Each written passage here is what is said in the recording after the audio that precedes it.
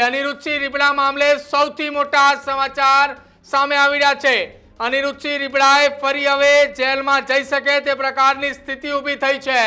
રીબડાના એ સૌથી મોટા સમાચાર કોંગ્રેસના પૂર્વ એમએલએ પોપટ લાખા સોરઠિયાની હત્યાના કેસનો એ મામલો। પોપટ લાખા હત્યા કેસમાં અનિરુદ્ધસિંહ રીબડાની મુક્તિના મામલે આ સૌથી મોટા સમાચાર સામે આવી રહ્યા છે। વહેલી મુક્તિ, સજા માફી કેવી રીતે, આ સવાલ એ કોર્ટના દ્વારા પૂછવામાં આવ્યો છે। હાઈકોર્ટનું સમગ્ર કેસમાં કડક વલણ, સરકાર ખુલાસો કરે એ વાતને લઈને હાઈકોર્ટે આખી આ મામલે સુનાવણી હાથ ધરી છે। 1988માં પોપટ લાખા સોરઠિયાની હત્યા થઈ હતી। હત્યા કરવાના ટાડાના કેસમાં અનિરુદ્ધસિંહ રીબડાને મળી હતી સજા।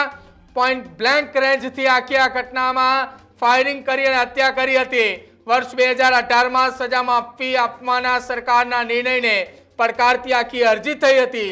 જો કે જસ્ટિસે સરકારના સત્તાવાળાઓની ઝાટકણી કાઢી હતી।